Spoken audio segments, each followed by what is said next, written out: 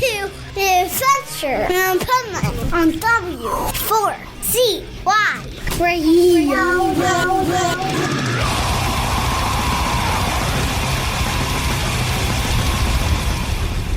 Wake up, America! It's time for the Adventures of Pipeman on W4CY.com, West Palm Beach's #1 internet radio station. Here's your host, the Pipeman. Like the usual doom and gloom.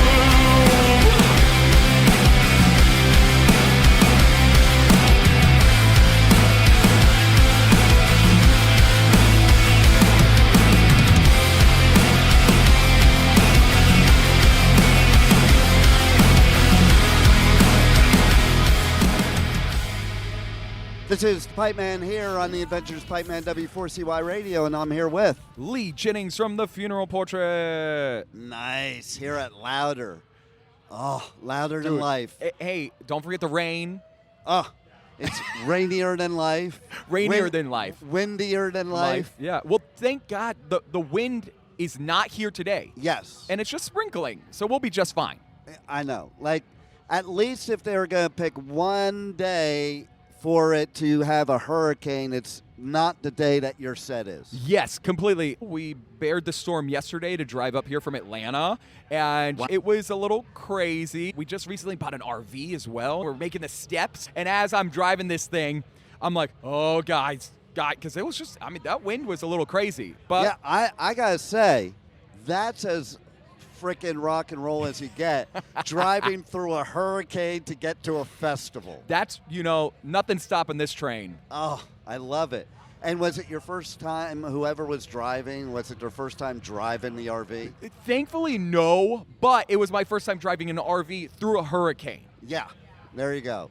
And were there like times like you felt like you were surfing on the way here? Oh, definitely. And a little white knuckle action, you're just holding on for dear life, and but hey, we got here. Oh, and you're here at Louder Than Life, and I know. What does it feel like now that you got through that shit?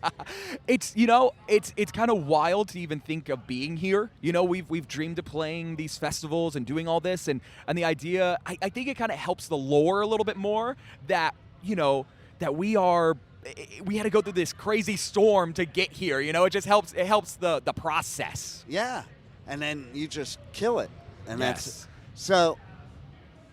Tell me about the new album, because, man, you have, like, so many guests on there, and I'm like, holy shit, that person too? Holy shit, that person too? Like, Yeah. It's like everybody's like, can I be on your album? I know. Well, it's kind of crazy because we originally were going to have a few more, too. And we were like, let's hold them off. Let's hold them off. And we maybe have a deluxe edition that will have even more, But, for us, we just wanted people that were fun, entertaining, different voices too. I didn't want the same singer every time. So, we have Spencer from Ice Nine Kills, and he's on Suffocate City, the title track. And then we have Bert from The Used, which that was, when I got that phone call, I mean, I bawled my eyes out, because I grew up listening to The Used, and that's one of my biggest inspirations. And the idea of hearing, oh my God, Bert's going to sing on your song with you.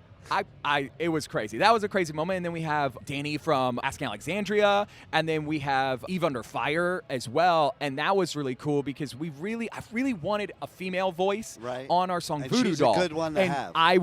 When I reached out to her and she instantly responded and said yes, I was like, yes, let's go, because I love her voice so much. Oh, she's badass. I just saw her at Rocklahoma. She's badass. So good. So when I saw all those names, I'm like, and they are, like you're saying, they're like different types of singers. Yes. And Spencer's totally cool. He's one type of thing. And then I think Eva's on another end. Oh, completely. Well, and that's the thing, is they're all kind of modern. Bert, has been doing it forever, but they stay so relevant, so modern. And that was something that I really wanted, is I wanted it to be like the stuff that we listened to growing up, or all these different things moving around, and I feel very honored, to say the least, that we got all of them to be a part of our world and our record. I would have been like, holy shit, like, am I even alive right now? Is this a dream? I know. It's wild, but Especially the used, okay? Oh, yes. So, like, they're still, I've seen them a couple times at festivals in the past couple of years, and they're still fucking badass. oh, I know. Well, and the thing is, they release records like nobody's business too, because they just keep releasing songs and records and songs. And to be honest, some of my favorite stuff from the used is some of the newer stuff, and it's just they stay relevant, they stay real, you know. And talking with Bert, you know, I got to talk with him a little bit before he did the song, you know, and it was such a cool moment to just have a one-on-one with, quote, an idol. Right? And then, okay, so my photographer, she's out there somewhere. She's going to be bummed that she wasn't here because she is a Buc-ee's fanatic. Oh. Okay? And the hoodie you're wearing. Oh, not just the is- hoodie. Just wait. You ready? 1 second. All right, let's see. It's me. Oh, my God. It's me as Bucky. So yeah, and Wow. hey, guess what? We sell those shirts, and you can get them here at the festival. All so right, just there it yes. is. Yes. And if people are listening after the festival, can they still buy it on your merch store? Not yet. It's a tour exclusive. You know, we like to keep a little bit of the funnier. You know, you don't want to get in trouble, get sued, and then I don't want to keep that online. So Yeah. we keep the parody shirts to the shows. So. Have you seen some of the Slayer parody shirts? Oh my God, yes. Insane stuff. Do you know what I saw from Slayer? This just reminded me. We were in Austin, Texas, and there's like a big rock memorabilia store, and there's a Slayer like carved in like latex, like so for like horror makeup. So you Wow. could like stick it on your arm or your head or something. That's way I thought cool. it was one of the funniest I would pieces have of done merch that. I've ever seen. I would have done that just to be funny. Yeah. I mean, but I was at Riot Fest last weekend, and there was an empanada food truck, and they had, I have a picture of it.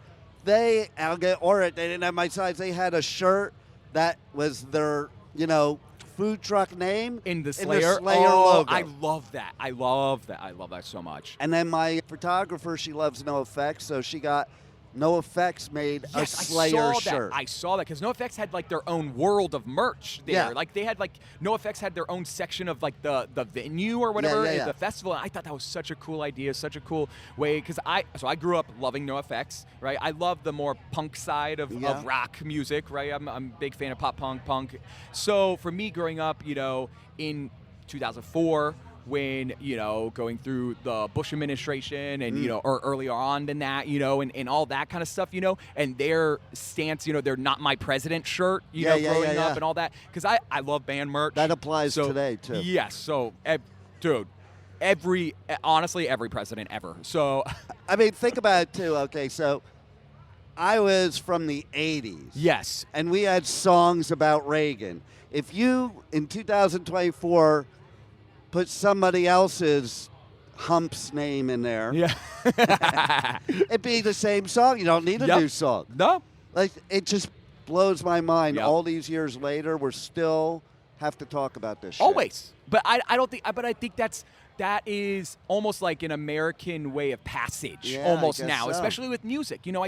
I think complaining about the government, no matter which side it is kind of part of this. I just think it's part of it, and I we're very like non-political band, but we are a quote.